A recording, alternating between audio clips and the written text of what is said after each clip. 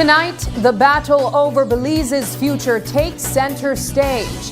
The 2026 budget debates ignites as Tracy Panton sounds the alarm on the cost of living crisis. New surveillance video surfaces in San Pedro. The family of accused triple murderer Shelby Hernandez pushing an alibi they say changes everything. A bar fight in Guinea Grass turns deadly, leaving a young construction worker shot and killed. In Cotton Tree, heartbreak for two families after lifelong friends die together in a violent motorcycle crash. And in the Sugar Belt, a stunning rebuke. Cane farmers reject Prime Minister Briceño's offer outright. The news starts right now.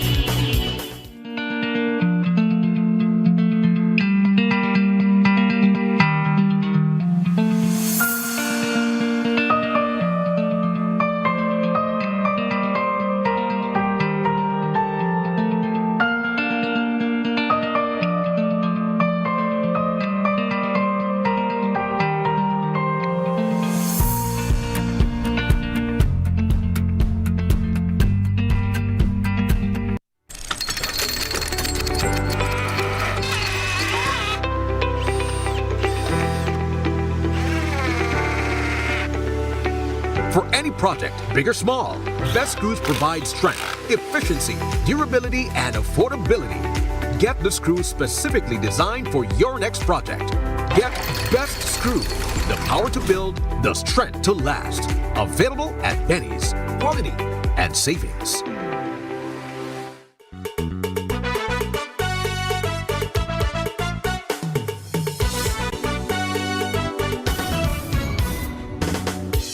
This newscast is brought to you by the Belize Bank Limited. Our country, your bank. Good evening and welcome to News 5 Live for Monday, March 23rd. I am Sabrina Daly. The budget debate opened with fire this morning as opposition leader Tracy Panton wasted no time going after the heart of what she says is squeezing Belizeans the hardest: the price at the pumps. Instead of focusing on numbers and projections, Panton framed her opening salvo around the everyday reality of families who can't stretch their dollars far enough. She argued that sky-high fuel prices aren't just global pressure points. They're the direct result of what she calls a heavy government tax load on every gallon. And she says that burden keeps chipping away at purchasing power at a time when Belizeans are already struggling to cover the basics. By staring the debate straight to kitchen table issues, Panton set a tone that puts cost of living, not just the budget book, front and center. In the last few months, everything from fuel at the pumps to water rates, to electricity rates, to grocery items, to rent expenses, to property and trade license fees have all seen marked increases. As it is now, 41% of every dollar spent on the price per gallon of regular fuel and 46% on premium prices go directly into the government's coffers from revenue replacement tax, import duties, excise tax, environmental tax, and GST. While liquid petroleum stocks, better known as butane, are now spared, well, until today, from the PM's insatiable appetite, it is only a matter of time today that the cost of butane will be increased and be touted as necessary due to unpredictable global developments. Panton didn't hold back today. She blasted Prime Minister Bersenio's Budget for Prosperity pitch, calling it out of touch as fuel prices keep soaring and Belizeans feel the squeeze. She warned that global tensions will keep shaking up oil markets, and Belizeans are already feeling that fallout every time they pull up to the pump.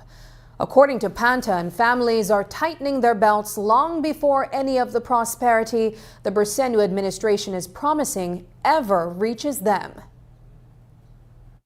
Madam Speaker, we recognize that Belize's economy is influenced by global events.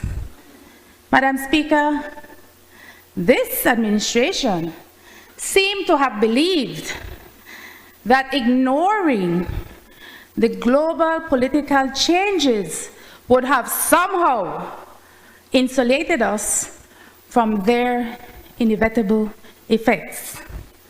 In a word, Madam Speaker, this is incredulous. The Prime Minister's budget figures are inapt and out of touch for the times we're living in, even before these budget estimates were delivered. Rising tensions in the Middle East and the ongoing war in Iran have caused volatility in global oil markets. For Belize, fluctuation in oil prices translate quickly, well before a new shipment arrives in port. We're seeing real pressures coming to bear. Panton didn't just challenge the Prime Minister's numbers today. She also went after his record. She reminded Belizeans that John Bersenio once led protests demanding a $2 cut in fuel taxes when he sat in the opposition. A stance she says stands in sharp contrast to today's soaring pump prices. She accused the Prime Minister of political grandstanding and flat-out hypocrisy, arguing that fuel was far cheaper back then than it is now under his leadership. But the exchange took an unexpected turn when Panton called him out for apparently mocking the fact that she was seated during her presentation, a moment that shifted the debate from policy to decorum in the blink of an eye. Remember? You remember when the representative from Orange Walk Central had all the solutions for the challenges we were facing under the previous Barrow administration, due to no fault of our own. He may have the solution for crime. He may have the solution for national security. He may have the solution for increases in the cost of living. And he may definitely have the solution for inflated costs of petroleum at the pump. Madam Speaker, it was the current Prime Minister who was then the leader of the opposition. No, I have some time to go. I have some time to go, so rest up. I have some time to go, man. Who led the public protest calling for government to lower the fuel tax by $2 per gallon. Talk about political grandstanding. Back then, premium was $10 per gallon. And now, don't make fun of my disability. You, Prime Minister, who say you are concerned about the disabled in this country, do not make fun of my disability.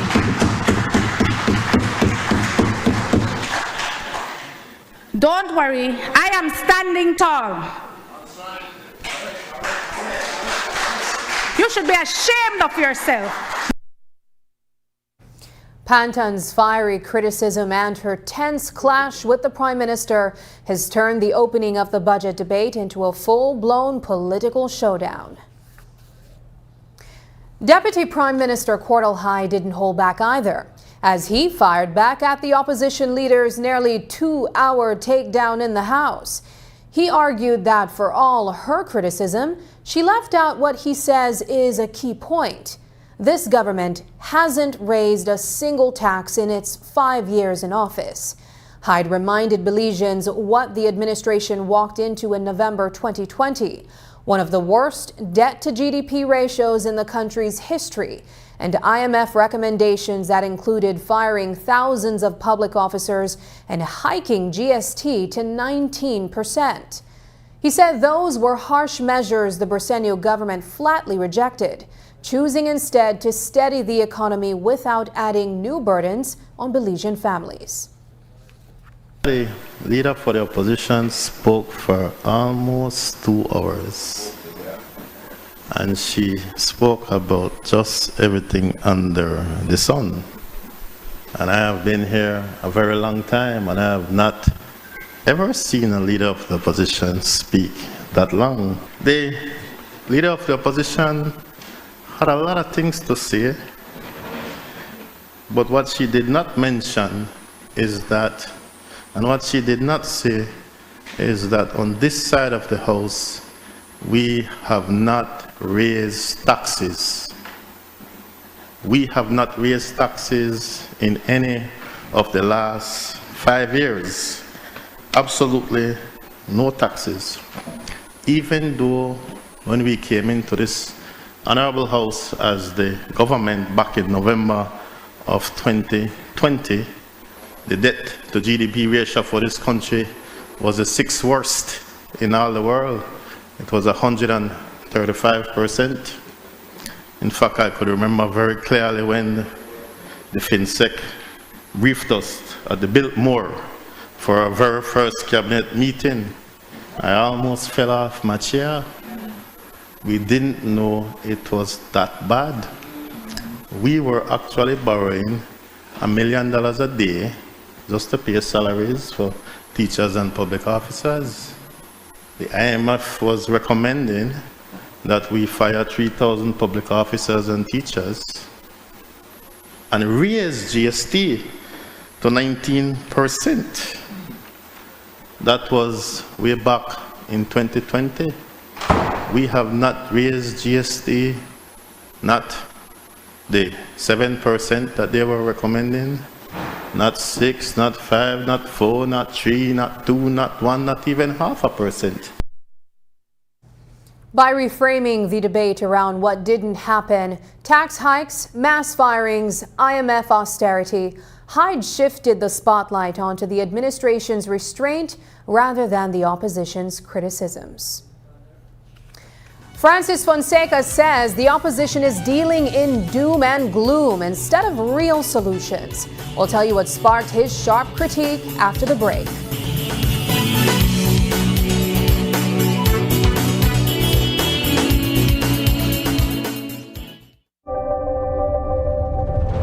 Every connection we make is more than just a signal. It's a student unlocking a future through digital education. A young mind daring to dream bigger. Our culture shared with the world in real time. And everyday heroes answering the call of civic duty. When we connect with Digi, we empower beliefs.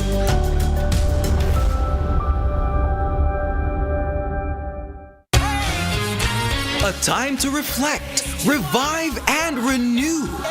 Your Belize City Council invites you to an unforgettable free 2-day Holy Week Revival concert.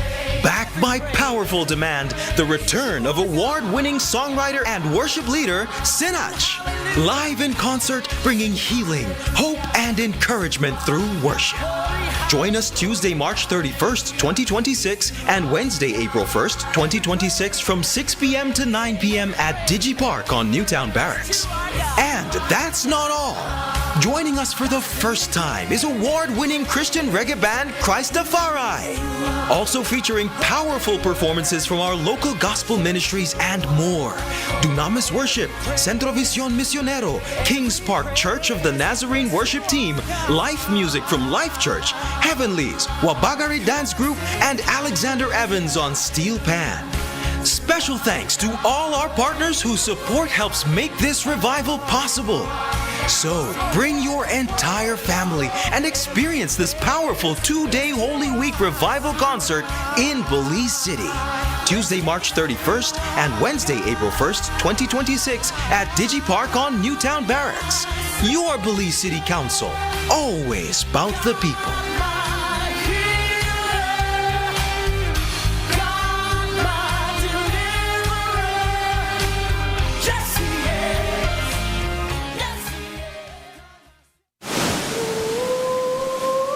What happens when you step off the edge? Too late to back out now. He said I'm ready. No, I'm not. And land somewhere unexpected. Sometimes it breaks you open. Wild at root, That is very bitter. but sweet on the tongue. Where history calls out, and you answer with open arms. This isn't just a journey. It's across borders. That was amazing!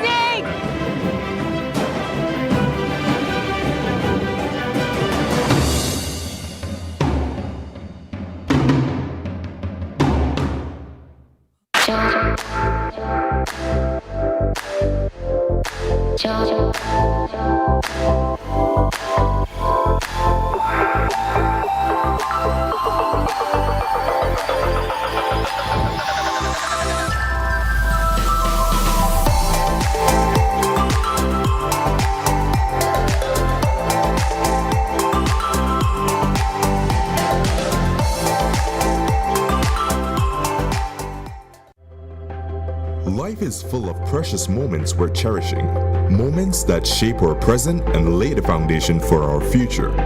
But amidst life's beautiful tapestry, there are uncertainties we must confront. How do we secure today while protecting tomorrow?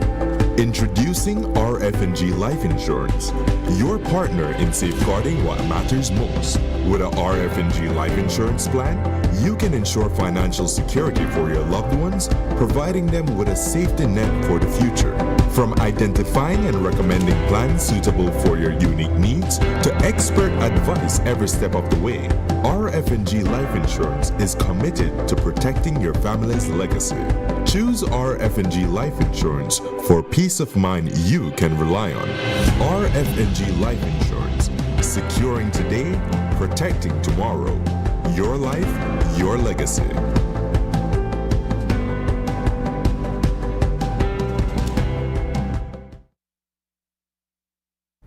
Freetown Area Representative Francis Fonseca opened his presentation with a sharp takedown of the opposition leader's budget response.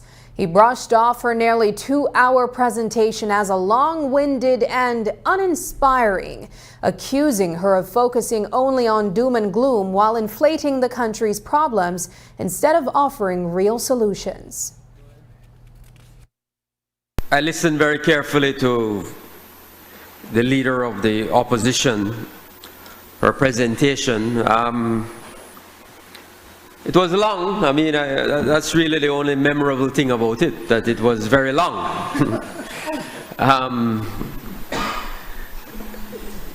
It was, in my respectful view, a very weak, very tired, very uninspiring presentation.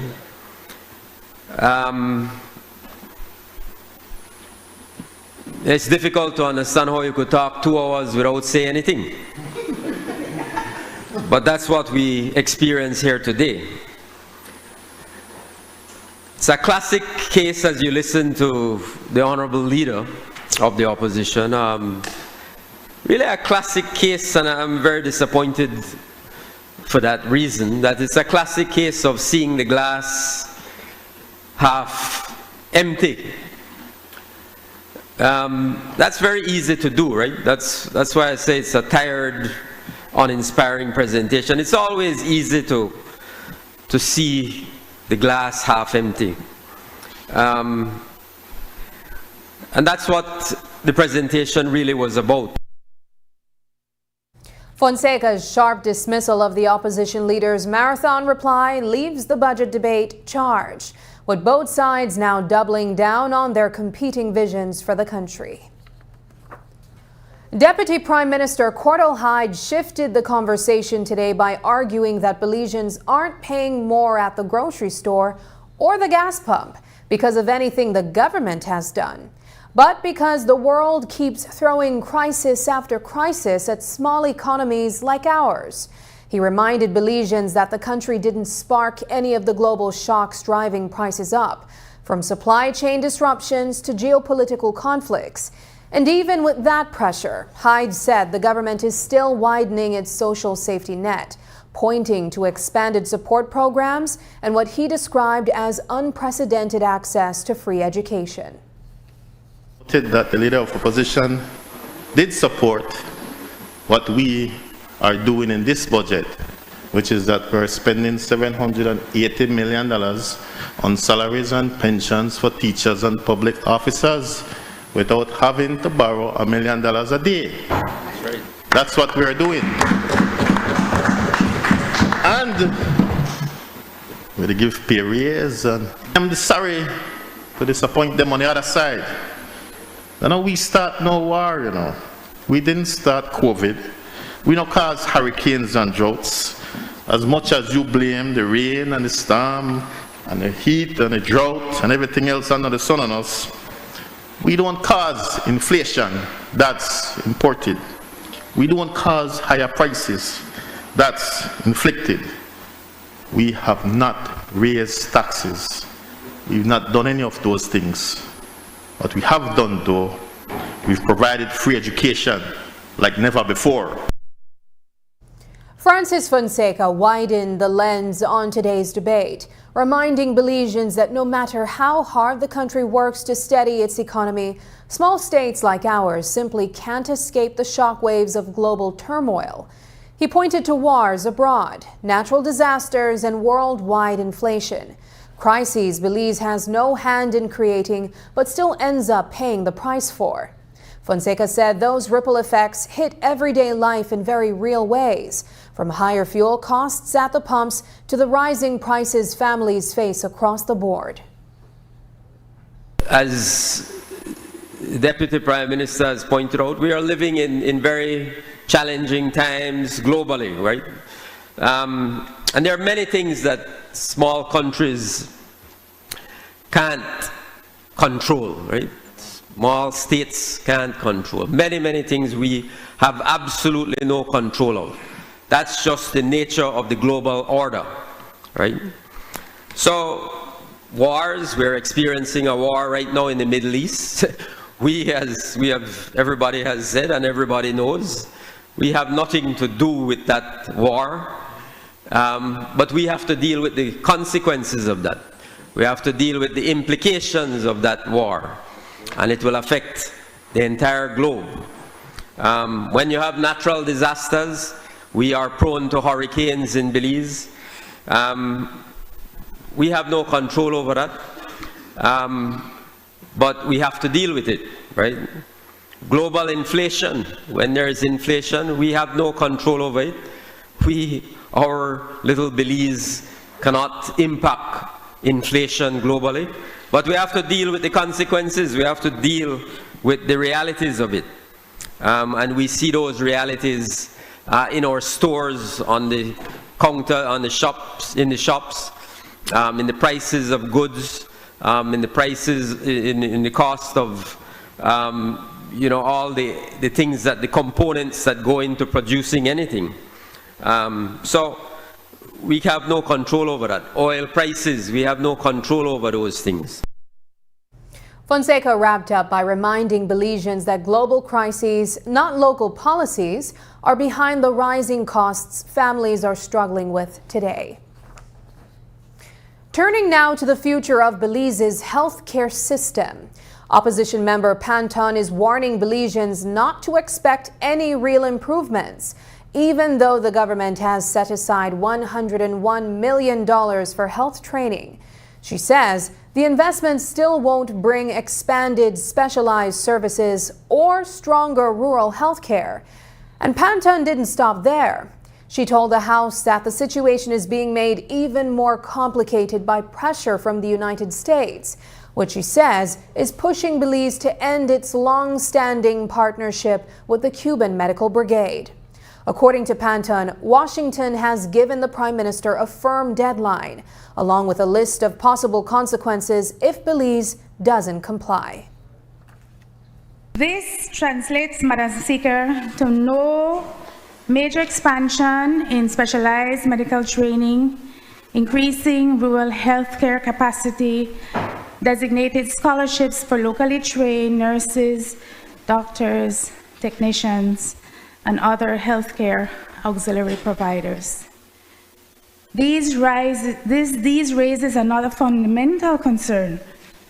How do we intend to address adequate patient care if Belize yields to the pressure of the United States to end its long-standing partnership with the Cuban Medical Brigade?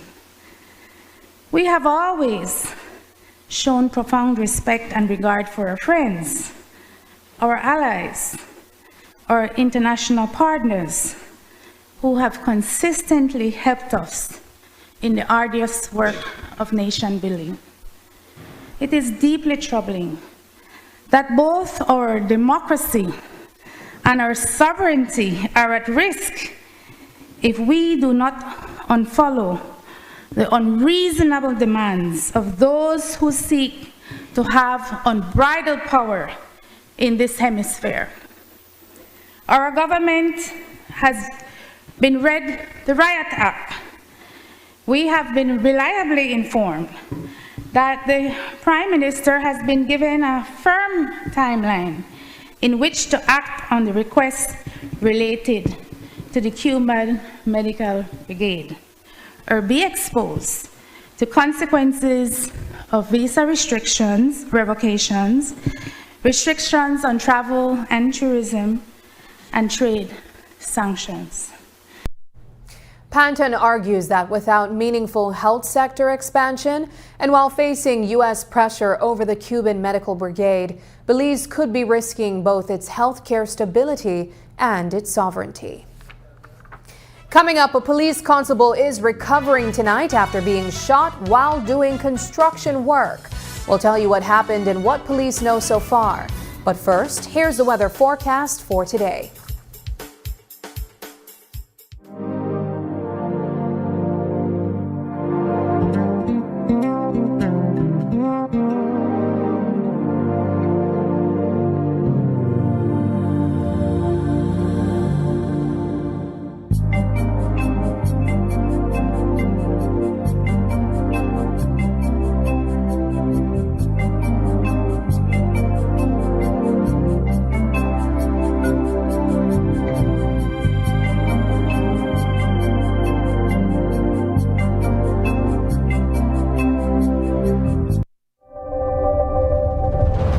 Cada conexión es más que solo una señal, es un estudiante abriendo las puertas a su futuro a través de la educación digital. Una mente joven atreviéndose a soñar en grande. Nuestra cultura compartida con el mundo en tiempo real. Y héroes cotidianos respondiendo al llamado del deber cívico. Cuando nos conectamos con Digi, empoderamos a Belice. All right, you're all set. I'll swap out the water inlet valve and everything is running normally. Amazing. So what will be the cost? Oh, for you? There's no cost. No cost?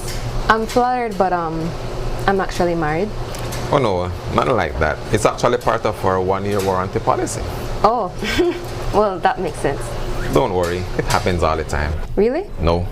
Belize's only full-service GE USA dealer. Full service, full warranty, full selection. GE Appliances. Good things for life.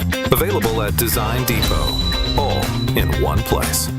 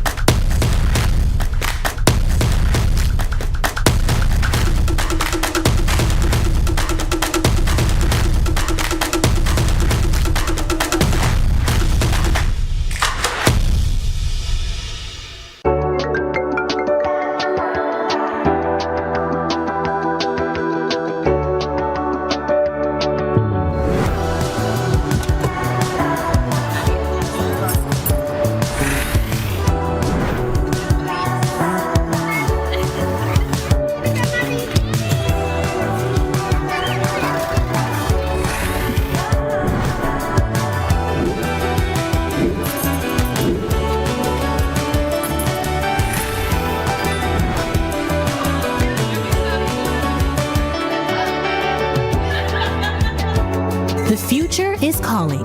Belize Bank. Your future, our commitment.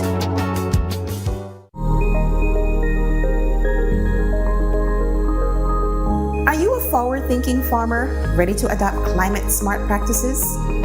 The future of farming is resilient, sustainable, and profitable, and we are here to help you achieve just that.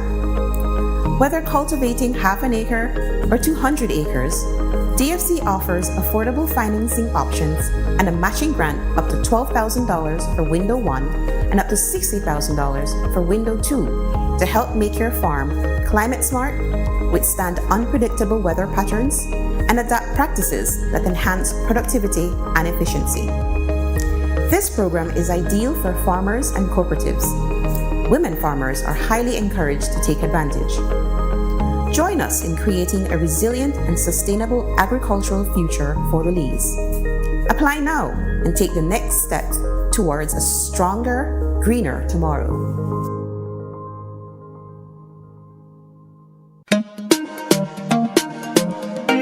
Smart for everybody.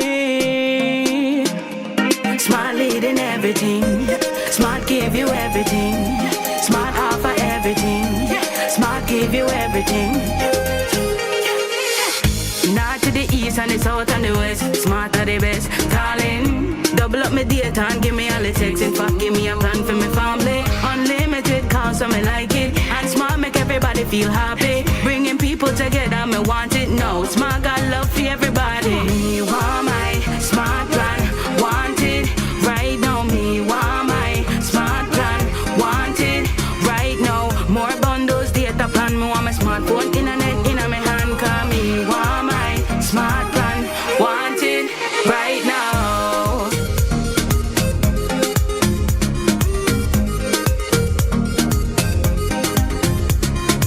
Smart.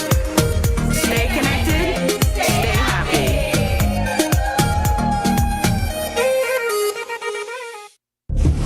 Tracy Panton's budget rebuttal was mostly uneventful and can be summed up as a rare acknowledgement of the truth.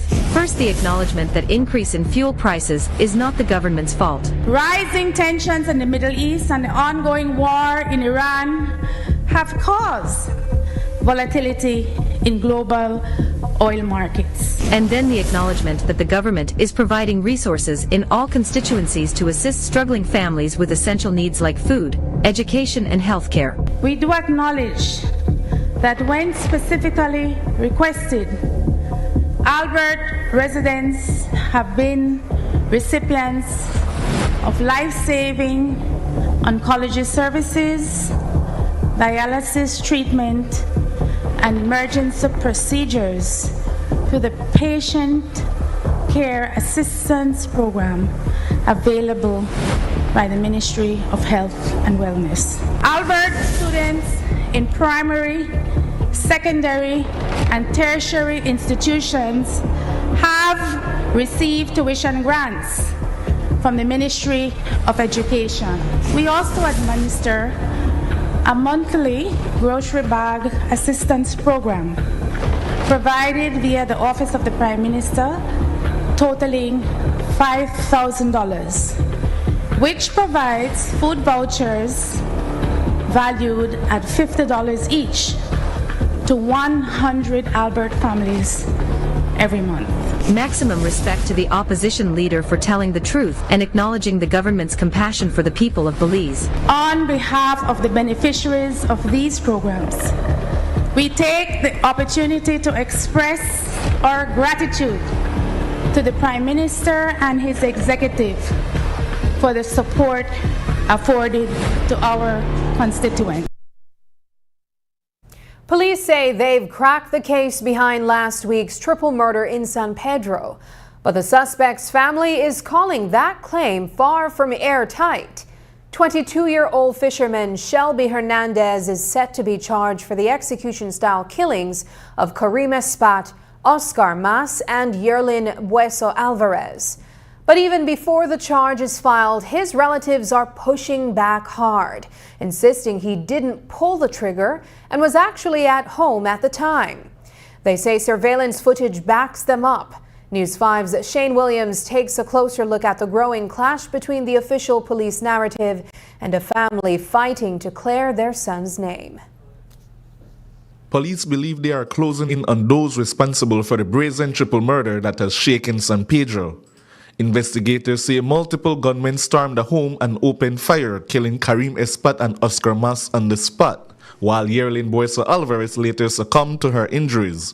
Now, 22-year-old fisherman Shelby Hernandez is behind bars and expected to be charged. Authorities describe the arrest as a major development in the case. On Saturday, March 21st, 2026, police formally arrested and charged 22-year-old Shelby Jonathan Hernandez, a Belizean fisherman of San Pedro Town, for 3 counts of murder. Hernandez is known to police, having been recently convicted of being a member of a gang, namely the San Pedro Crips gang. But as police move ahead with their case, Hernandez's family is refuting those allegations. They insist he was at home with relatives at the exact time of the shooting, and they say surveillance video proves it. Speaking by phone, his brother John Carlos Hernandez told News 5 the entire family can vouch for where he was that night. When that thing happened, all the way, me then home, me, my mom, my pa, my brother girl, my sister, and then everybody me then home. My little brother we go to high school, everybody me then home. But how do you prove that? Well, we got evidence right here that we got cameras at we house, and we got evidence that they show that he made it right there, that he had. When he come out of the room, 9:15, 9:19, he come out of the room, and then he come out and brush his teeth, and then he got back in the room. And then 9:36, he walk right out again, and then he got back in the room. And then 9:41, he walk out again, and then he got back in the room. We got all of them video footages, and all of we could go said how he made it that in house at the moment when that happened. Police say they requested and reviewed the footage, but investigators maintain it wasn't enough to rule Hernandez out as a suspect. In my discussions with the investigator, they said yes, they in fact visited the family pretty shortly after the incident, as soon as that information came known to them.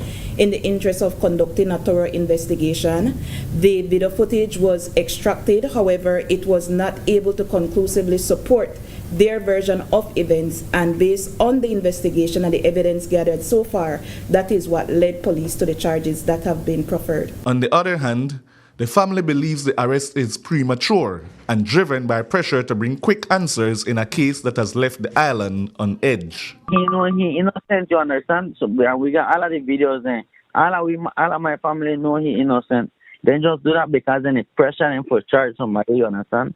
Like how I tell you, it's an island, so then they pressure him because they want make it look like they do their job. Hernandez's family continues to challenge the evidence against him, while relatives of the 3 murder victims demand justice and assurance that everyone responsible will be held accountable.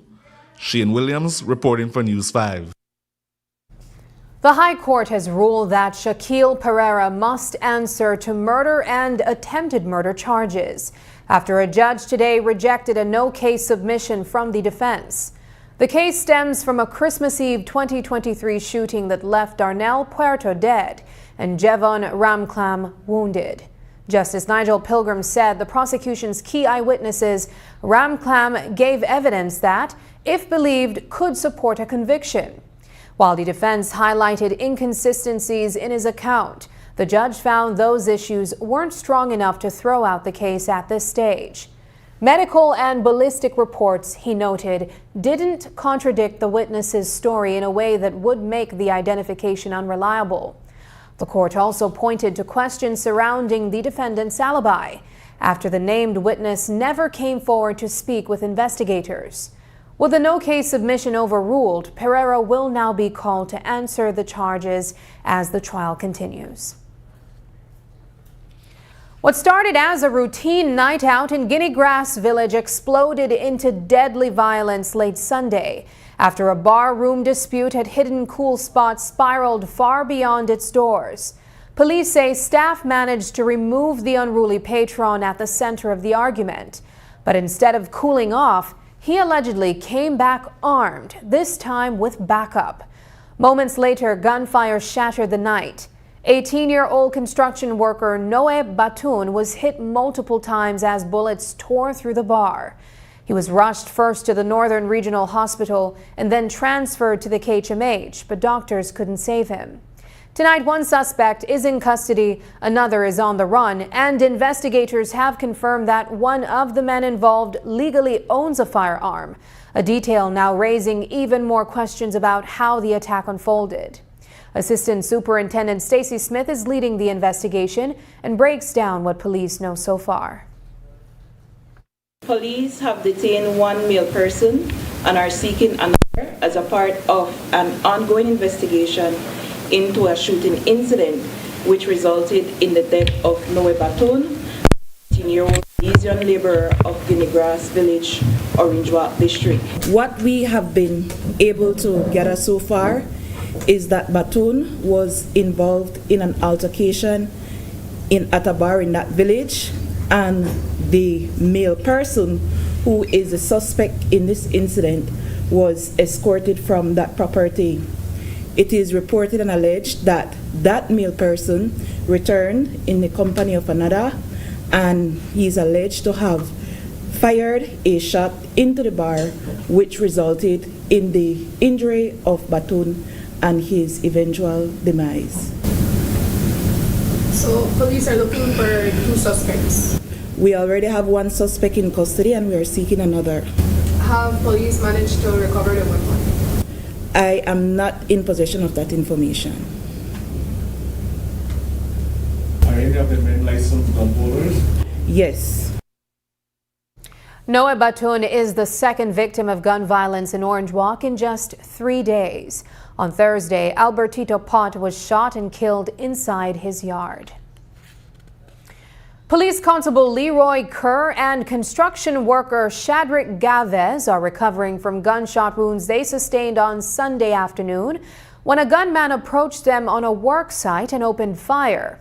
Both were rushed to the Carl Huchner Memorial Hospital, where Kerr is receiving treatment for injuries, while Gavez was discharged after only being grazed by a bullet. Here's Assistant Superintendent Stacy Smith with more details. Police are investigating a shooting incident which resulted in the injury of 42-year-old Leroy Kerr, a Belize police constable, and Shadrick Galvez, a construction worker, both of the Belize district. The investigation commenced on Sunday, 22nd March at approximately 2:25 p.m. when officers on patrol in the vicinity of Raleigh Street, St. Martin's de Porres area were alerted to the sounds of shots being fired. Investigators were advised that 2 male persons were transported to the Carl Hushner Memorial Hospital, having been injured in the shooting incident. What we have learned so far in the course of this ongoing investigation is that those 2 individuals, as well as another person, were working on a house on Raleigh Street when they came under fire. Police investigation into this incident continues. Police are now trying to identify the gunman and piece together what led to the unexpected attack on the work site as their investigation continues. 2 families from Cotton Tree Village in Belmopan are grappling with unimaginable grief tonight after losing 2 teenagers who were as close as brothers. 17-year-old Axel Cho and 15-year-old Jonathan Milan spent what turned out to be their final day the way they always had, together. Their families, now leaning on each other for strength, say the boys' friendship had been unbreakable since their first formed days. News 5's Paul Lopez has the story. A heartbreaking tragedy has left 2 families, one in Cotton Tree Village and the other in Belmopan, mourning the loss of 2 teenage boys whose friendship was as solid as it was inseparable. On Saturday, 17-year-old Axel Cho and 15-year-old Jonathan Milan spent the day together like they always did. But on the ride to take Jonathan home, everything changed in an instant.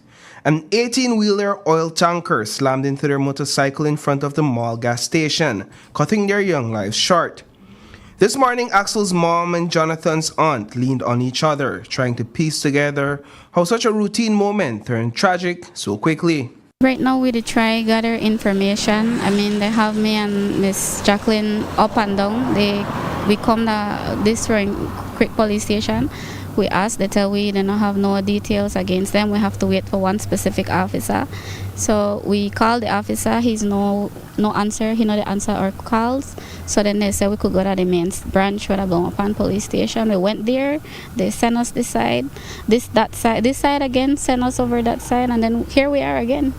I mean, they got us up and down. We not get no information if the guy is locked up, if he get any urine sample for make we see if he intoxicated or anything. Nothing. Earlier today, we heard from police about the incident. ASP Stacy Smith told reporters that a notice of intended prosecution has been issued to the driver of the truck. It is reported and alleged that Cho made his way onto the highway in the vicinity of Mile 43 on the George Price Highway, and that is when a collision occurred between that motorcycle and a truck, a tandem truck that was traveling to Belmopan.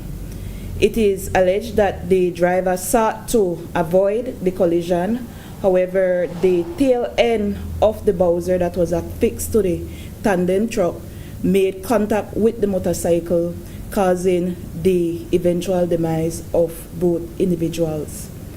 A notice of intended prosecution has been served on the driver of the truck, and samples have been extracted from him. The motorbike the teens were riding didn't appear to have any damage, and the truck looked untouched as well.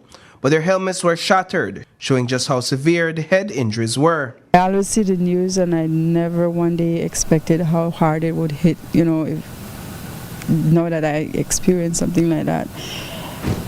We are one small family, but I love my niece and nephews, and when everybody right now, we can't even explain how we feel. They're best friend from first farm. In Jonathan, I'm happy to see Axel Saturday. They were happy to spend time. he just tell me, Ma, you know what, you want to go together with me and my next boys, and I want to stay. Jonathan is saying, want to go and enjoy without me, and that hurts that he tell me that word. I don't know what that made cause, or why they got on that side, or why they borrow a cycle. I don't know. I wish I know. The grieving mother and aunt say no words can capture how deeply this loss cuts. Jonathan, a former Belmopan comprehensive student, was a cheerful teen who loved training horses. Axel, a third former at the same school, was on track to graduate with the class of 2027. He's a vibrant, very, very smart boy. Love horses. How to say it? He's just a fun baby. He was just a loving baby. My son, my love. My first love. He raised me. I had him at a young age, and he become the person to mold me into who I am, to become what I am right now. Every day he tell me, Ma, you strong, Ma. I want to be like you. I want to be better than you, Ma. The Belmopan Comprehensive High School is hosting a vigil on Tuesday evening in honor of both victims. Reporting for News 5, I am Paul Lopez.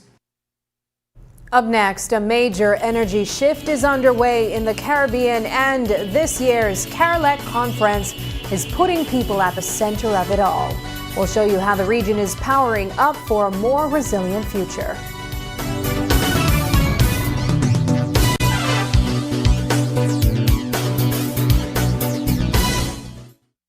Essential for everyday life, but behind every outlet, a lot is happening to bring you safe, reliable, and sustainable energy. Let's start at the beginning. Independent power producers across Belize generate electricity using a mix of renewable and non-renewable resources. Electricity travels across a network of high-voltage transmission lines capable of transmitting electricity across long distances. Electricity then reaches your nearest substation, where it is adjusted to a lower voltage, making it safe to travel on the distribution lines you see in your community. From there, electricity makes its final journey from the distribution lines to your home, providing you with safe and reliable power when you need it. Belize Electricity Limited. We continue to serve you.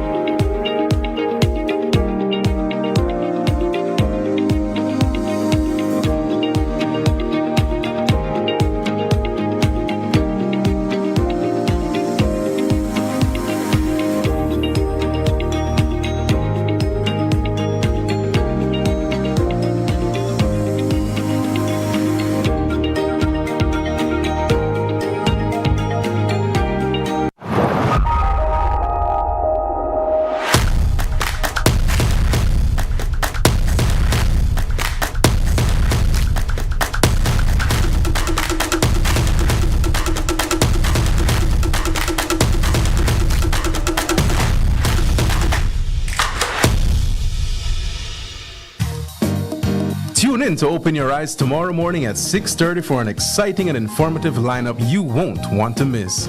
We kick things off by celebrating a major milestone, the 25th anniversary of Belize Water Services, highlighting years of services and commitment to the nation. Then, we take a look at how Belize is strengthening international partnerships with discussions on growing financial services ties with Taiwan and what that means for our economic development.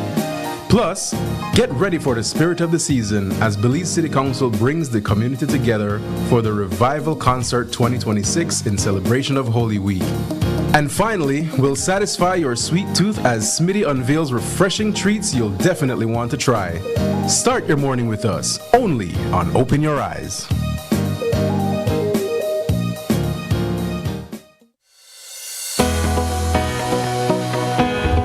Connection isn't something you switch on. It's something you build together. Connected through culture. Culture isn't preserved in silence. It's kept alive through participation. Connected through education. Education doesn't always look like a classroom. Sometimes it looks like someone taking the time to teach and someone else choosing to learn. Connected through sports. Before the win, before the applause, there's belonging. Here, young people learn more than how to play. They learn how to stand together. Connected through community. Community isn't a campaign, it's showing up. Not once, but every time it matters. Connected through you. Behind every connection is a person who cares. People who listen. People who stay. We don't just connect services, we connect you to your world. Connected through every chapter. Smart, bringing people together. Tracy Panton's budget rebuttal was mostly uneventful and can be summed up as a rare acknowledgement of the truth. First, the acknowledgement that increase in fuel prices is not the government's fault. Rising tensions in the Middle East and the ongoing war in Iran have caused volatility in global oil markets. And then the acknowledgement that the government is providing resources in all constituencies to assist struggling families with essential needs like food, education, and health care. We do acknowledge that when specifically requested, Albert residents have been recipients of life-saving oncology services, dialysis treatment, and emergency procedures through the Patient Care Assistance Program available by the Ministry of Health and Wellness. Albert students in primary, secondary, and tertiary institutions have received tuition grants from the Ministry of Education. We also administer a monthly grocery bag assistance program provided via the Office of the Prime Minister, totaling $5,000, which provides food vouchers valued at $50 each to 100 Albert families every month. Maximum respect to the opposition leader for telling the truth and acknowledging the government's compassion for the people of Belize. On behalf of the beneficiaries of these programs, we take the opportunity to express our gratitude to the Prime Minister and his executive for the support afforded to our constituents. The showdown in the sugar industry just got even more intense. Cane farmers have sent a loud and unmistakable message. They're not backing down. On Sunday, growers overwhelmingly rejected a government-supported plan that was supposed to end the long-running dispute with BSI-ASR. Even $1 million fertilizer assistance package wasn't enough to sway them.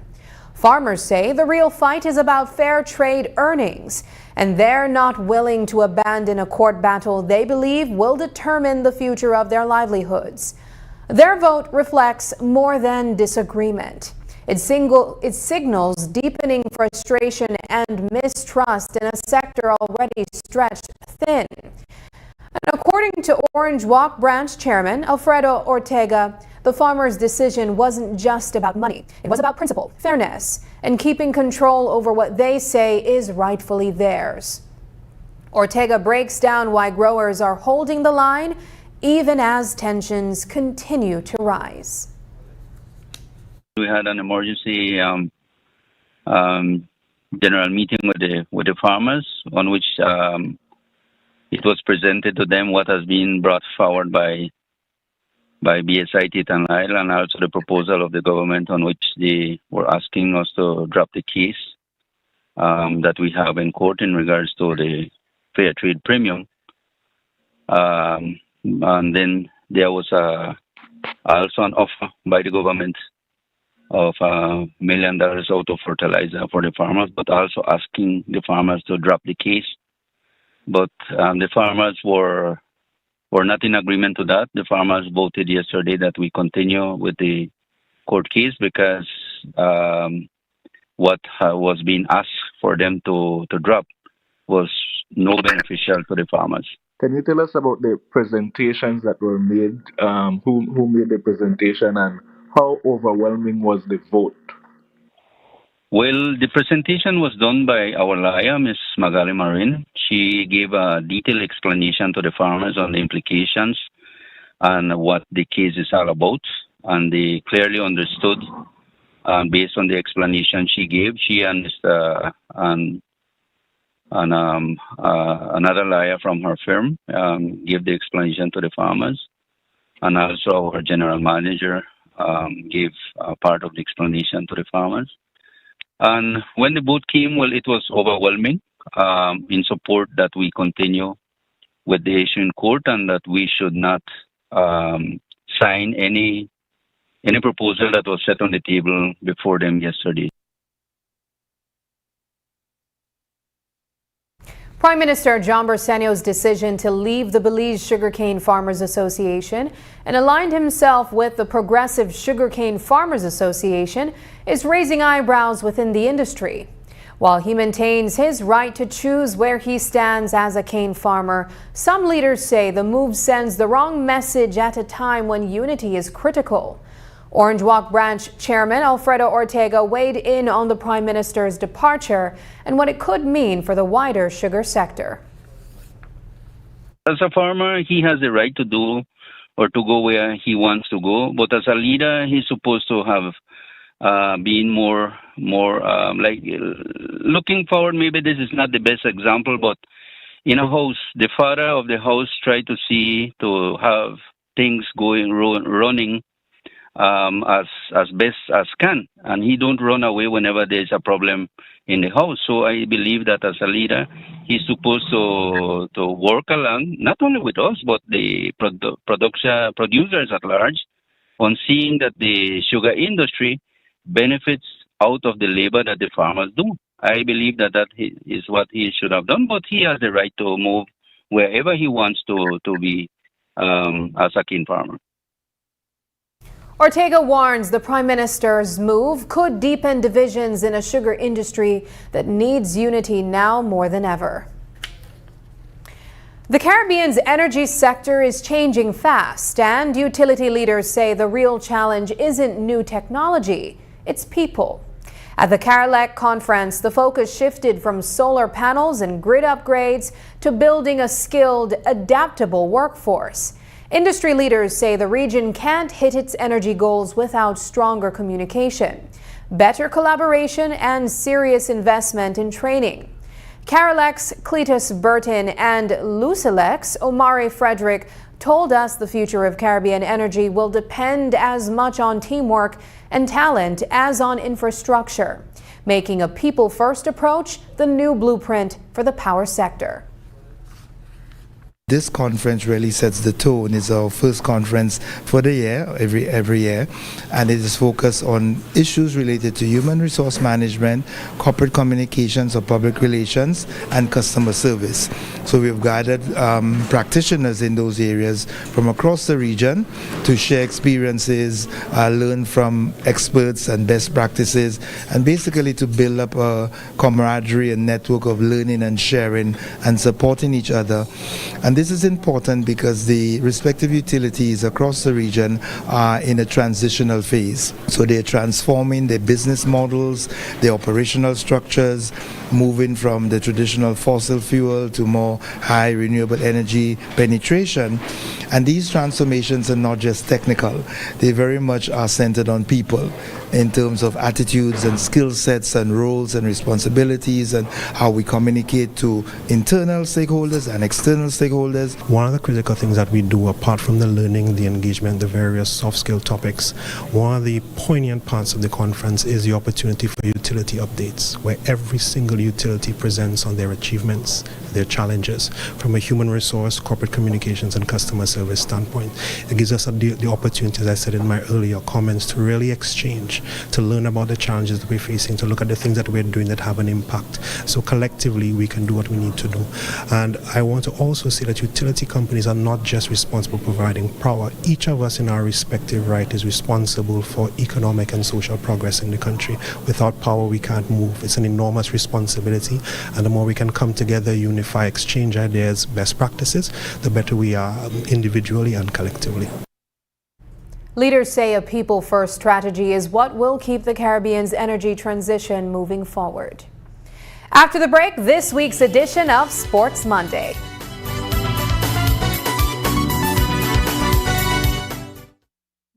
Isn't merely important for the Semi-Autonomous Revenue Authority. It's built into every single aspect of how the SARA will operate. SARA is designed with multiple layers of accountability to guarantee responsible and transparent management at every level. Annual comprehensive audits of all SARA operations, finances, and performance will be carried out, providing independent oversight and public reporting. SARA must provide detailed annual reports to Parliament, giving our policymakers complete visibility into operations, achievements, challenges, and financial management. Every dollar collected will flow directly to the government's Consolidated Revenue Fund, managed by the government of Belize, and will be reinvested in Belize's development. All procurement, spending, and financial management will follow public procurement procedures and public financial management rules, ensuring transparency and the efficient use of public funds. SARA, accountable by design. Galenia Hospital, located in Cancun, Mexico's premier tourism destination, is a state-of-the-art healthcare facility that provides highly specialized medical services. We are Quintana Roo's biggest private hospital with board-certified doctors and staff. Some of our services include Cath Lab, Adult Intensive Care Unit, Neonatal Intensive Care Unit, emergency rooms, operating theaters, ambulance services, and more. We are a medically accredited hospital by JCI, Accreditation Canada International, and General Health Council, providing extraordinary care in every specialty, from our cardiology department to our neurology center. We are focused on treating the entire person, body, mind, and spirit. Contact us at medicaltourism@hospitalgalenia.com or visit our website at www.hospitalgalenia.com. Come to Galenia Hospital in Cancun for a truly personal medical care experience.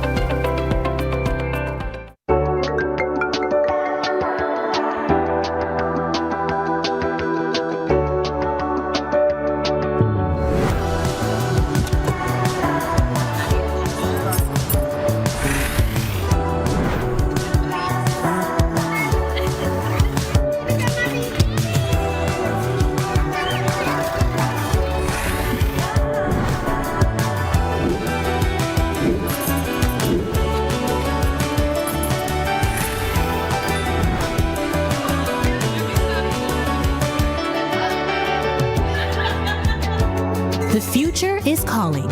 Belize Bank. Your future, our commitment.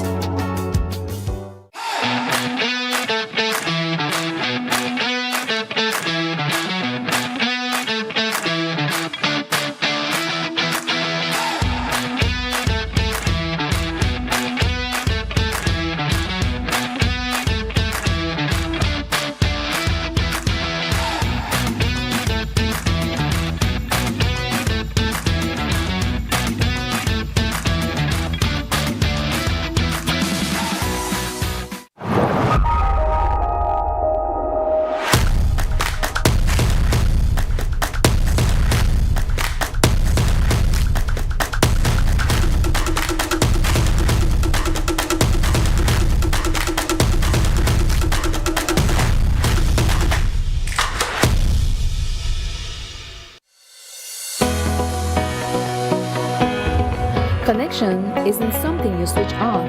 It's something you build together. Connected through culture. Culture isn't preserved in silence. It's kept alive through participation. Connected through education. Education doesn't always look like a classroom. Sometimes it looks like someone taking the time to teach and someone else choosing to learn. Connected through sports. Before the wins, before the applause, there's belonging. Here, young people learn more than how to play. They learn how to stand together. Connected through community. Community isn't a campaign, it's showing up. Not once, but every time it matters. Connected through you. Behind every connection is a person who cares. People who listen. People who stay. We don't just connect services, we connect you to your world. Connected through every chapter. Smart, bringing people together.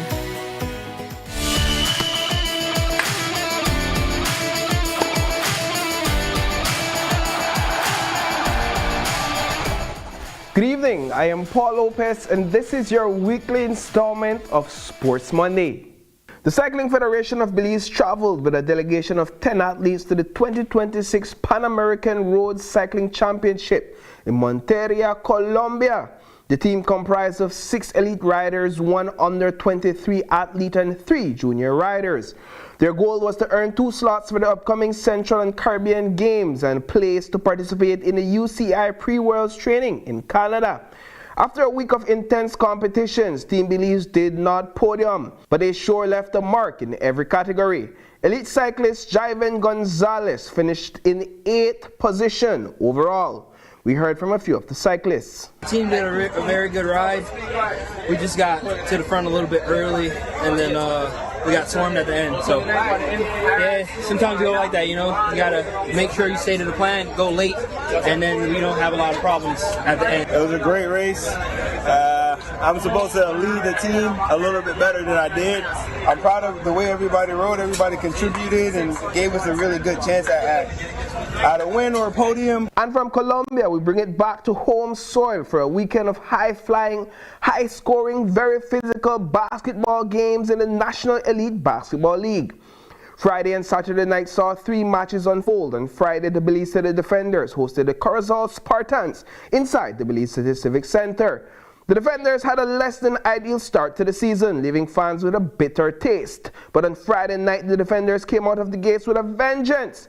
They defeated the Spartans in a match that ended with a score of 100 to 48 points. That is a 52 points blowout. Inside the Victor Galvez Stadium in San Ignacio, the Western Ballers hosted the Belmopan Trojans in an ongoing rivalry for the West. This one was close, but the Ballers was able to edge out the Trojans in a game that ended 86 to 82 points. But the most controversial match of the weekend was between the San Pedro Tiger Sharks and the Griga Dream Ballers inside the Civic Center. The Sharks defeated the Ballers 86 to 85. This one was a nail-biter, and the final results left fans questioning if the officiating was fair following a contentious foul call. And now for some First Division football action inside the Marion Jones Sporting Complex. Fans in attendance witnessed a double-header. In the first match, Belize United and Graveyard faced off in a match that ended 3-1 in favor of Graveyard. That match saw Graveyard take charge early with a 16-minute goal from Noe Flores, followed closely by a Bryant Martinez goal 5 minutes later. It was not until the 71st minute that Jaheim Flowers was able to put one in for Belize United, but Dion Main responded shortly afterwards with a 3rd goal for his team. The second match, this one between Cesar Ridge Football Club and Kelly Street, was a scoring galore. CRFC won the match 5 goals while Kelly Street scored 2 goals. Lonnie Leslie scored the first 2 goals for Cesar Ridge at the 16th and 25th minute. Raheem Hubert topped off the first half for Cesar Ridge with a 3rd goal at the 34th minute. Kelly Street's Kieran Cacho and Winfield Fisher returned in the second half, both scoring goals at the 49th and 68th minutes respectively. But Cesar Ridge's Kieran Sutherland and Ken Galvez were not finished. They scored one additional goal each, leading to the result. And it's not only the adults showing off their skills. This weekend also saw young athletes compete in the Future Football Little League. Leaders of tomorrow faced off against Belize United in a match that ended 2-1 in favor of Belize United.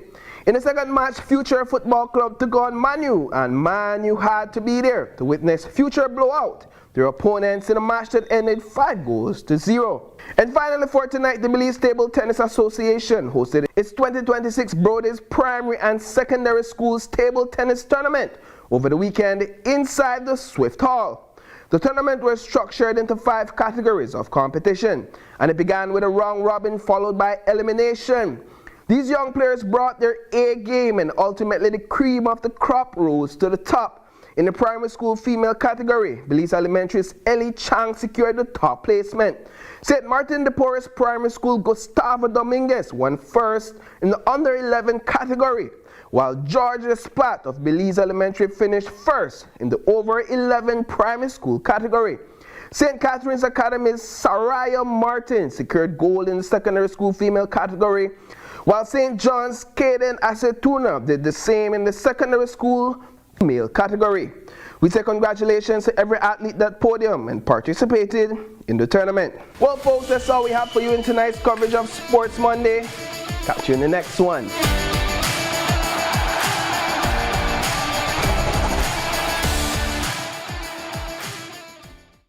Before we leave you, here's tonight's viewer's voice. On our first story, grief unites 2 families after fatal motorcycle collision. Tanya Landero Mutri commented, "I don't know any of the families, but the fact that the 2 deceased are young persons hurt so much." On the topic, 2023 Christmas Eve killing case moves forward. Albert Mena shared, "It's about time someone get charged. We have too many cold cases which are unsolved cases, but we need to give the police department all the props for trying to solve these cases." And finally, on BSCFA rejects Prime Minister Briceño's offer, Kenroy Young shared, "Great job, cane farmers. Stand your ground against the government." Thank you for engaging with us online. Your voices shape the national conversation. Keep those comments coming, and we'll continue to feature them right here. And that's the news. Tonight's broadcast is available at greaterbelize.com, on our Facebook and on YouTube. Stay tuned for an exclusive documentary on the grand opening of HRCU's Belmopan branch. I'm Sabrina Daly. Thanks for joining us, and from all of us here at News 5, good night.